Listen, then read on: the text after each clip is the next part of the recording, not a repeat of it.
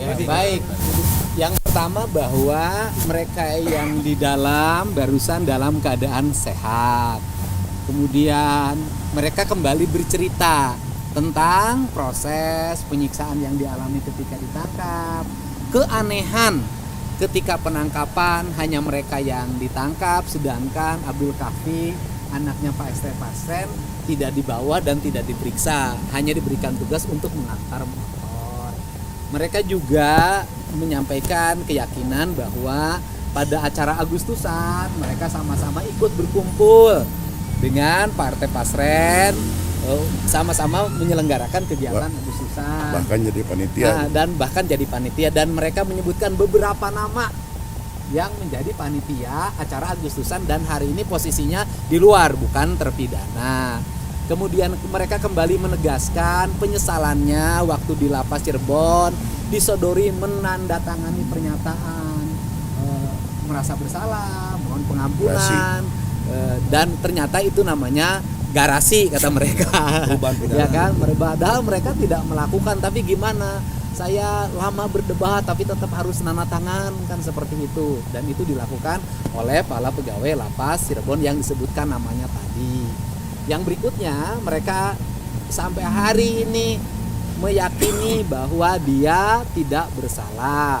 Pada waktu awal penangkapan, dia dimasukin ke ruang satuan unit narkoba.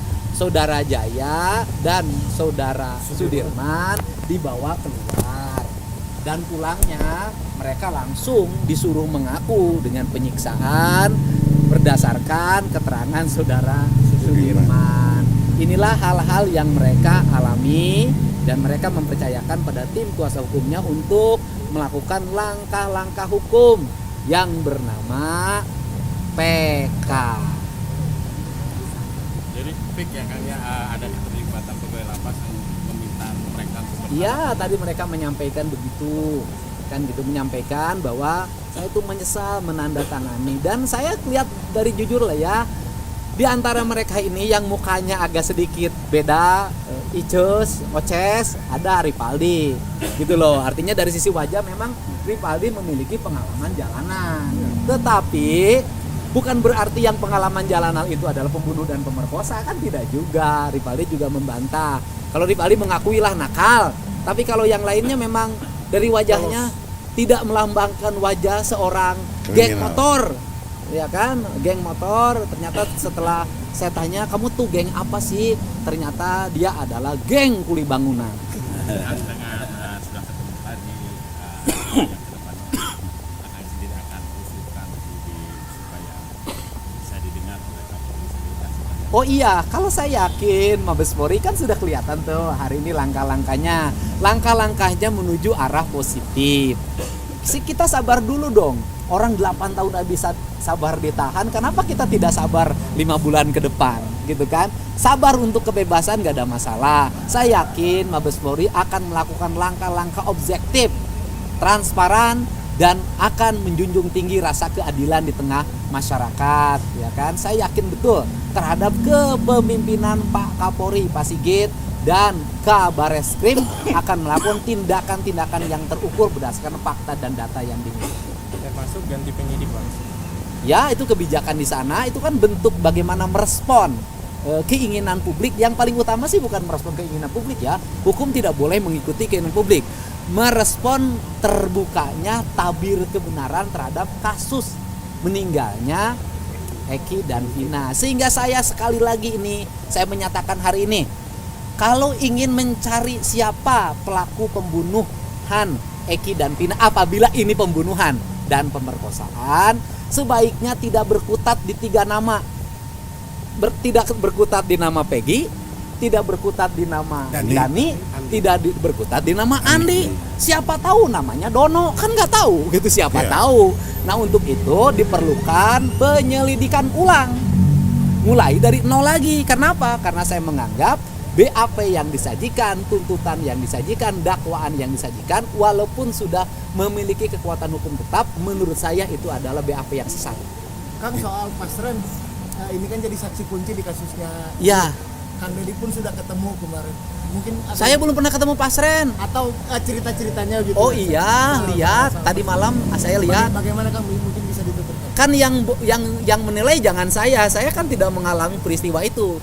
Berdasarkan penilaian para terpidana yang ada di dalam, tadi saya tanya bahwa keterangan RT Pasren bertentangan dengan fakta-fakta yang sesungguhnya berdasarkan pengalaman yang mereka alami. Oke. Oke, Makasih ya. siap. Kita ke Jelengkong. Kita ajukan untuk kembali ke Oh iya betul. Jadi memang hari ini kami sudah tulis surat itu untuk agar supaya para terpidana ini dikembalikan ke lapas semula. Kenapa? Karena pertama kasusnya Peggy dikaitan di masalah ini sudah selesai. Kedua, jarak antara para keluarga ke sini kan kasihan. Mereka orang nggak punya ongkos aja jadi masalah gitu. Jadi tolonglah supaya dikembalikan mereka ke tempat asalnya, supaya keluarganya bisa lebih dekat, lebih gampang untuk berkomunikasi. Itu saja yang kami. Tapi hari ini sudah dikirimkan suratnya. Pak, ke mana Pak? Ke Kanwil atau Ke Polda? kita mulai ke sana ke Dirjen Pas, kemudian ke Kanwil sini, kemudian ke Lapas, juga ke Kapolda. Pak katanya akan melakukan pelaporan pidana juga ya. Bisa Pak. Betul. Ya kalau nggak ada halangan waktu dekat ini ya. Kita ya, kaji mungkin, dulu. Ya kita kaji dulu waktu dekat ini lah. Ya kita kaji dulu. Ya kita akan kaji dulu. Kemungkinan. Secara spesifik tadi yang dikonfirmasi apa aja Pak mungkin? Nah, jadi gini, yang kita konfirmasikan kebenaran cerita-cerita dari para terpidana terkait dengan rangkaian peristiwa. Kami rekonstruksi ulang lah, kan gitu kan. Dan fakta yang kami dapat kan kami juga mengadakan rekonstruksi secara investigasi dari kuasa hukum lah. Bang Ruli itu bahkan nginep di Cirebon itu, datang malam jam yang sama, ini yang sama, walaupun tahun yang berbeda sekarang ya, 8 tahun kemudian lihat lokasi ya kan gitu kan. Ada banyak hal keanehan-keanehan yang akan kami ingin coba buktikan bahwa rangkaian peristiwa itu menurut kami, kalau Kang Deddy bilang sudah sampai kepada 100% keyakinan mereka tidak bersalah, tadi saya sampaikan kami pun tim kuasa hukum sudah sampai ke angka itu. Kami sudah yakin, makanya kami berusaha untuk membuktikan keyakinan kami itu. Tentu kami kan nggak bisanya yakin, tapi kami harus melakukan langkah-langkah hukum, membuktikan secara hukum, karena ini sudah inkrah kan gitu kan. Kita nggak bisa hanya ini feeling kami, nggak bisa pakai feeling, nggak bisa pakai asumsi, nggak bisa pakai apa. Ini karena produk hukum, tentu jalur yang diizinkan yaitu lewat peninjauan kembali, itu sih. Bang, nopomnya Bang, apa aja Bang yang disiapkan? Rahasia. Belum. Apakah hanya kesaksian atau juga ada alat bukti yang Ada alat bukti. Ada banyak. Kesulitannya apa untuk cari novum baru dan mereka-nya sudah lumayan lama nih Bang? Begini, Ya Bang Ruli. Gini, masalahnya begini. Kita kan perlu tahu itu kecelakaan atau tindak pidana. Itu dulu gitu loh. Makanya kami investigasi internal untuk melihat gitu loh. Dengan fakta-fakta yang ada. Toh ada juga kan tim dari Lantas yang waktu itu memeriksa, datang olah TKP yang menyatakan bahwa itu laka. Tapi 4 hari kemudian tiba-tiba jadi pidana. Itu masalahnya. Iya. berarti ada dokumentasi yang disiapkan untuk Iya dong pasti. Itu menjadi salah satu alasan melaporkan Rudiana karena kan awalnya laporan BAP Masih diinvestigasi. Saya masih dirundingkan dengan yang lain ya, tapi mudah-mudahan lah. Masih Karena- diinvestigasi. Kita kaji. Ya, karena kalau nggak kita kaji dari awal, bagaimana kita tahu ada kelemahan-kelemahan, ada kejanggalan dan lain sebagainya gitu. Selain Pak Rudiana besok siapa lagi yang dilapor rencananya? Saya nggak bilang Pak Rudiana ya, tapi akan kita laporkan 1 atau 2 orang lagi gitu aja. Menjunjung tinggi prinsip jurnalisme dalam setiap tayangan terbaiknya. Menghadirkan berita bernilai sebagai referensi. Gelar bicara yang tajam, Tidak, ini kan kebohongan dok. mengupas fakta demi fakta dan mendorong pencarian solusi. Serta investigasi yang mengungkap kebenaran. Rosi, Satu Meja, The Forum, Sapa Indonesia Malam.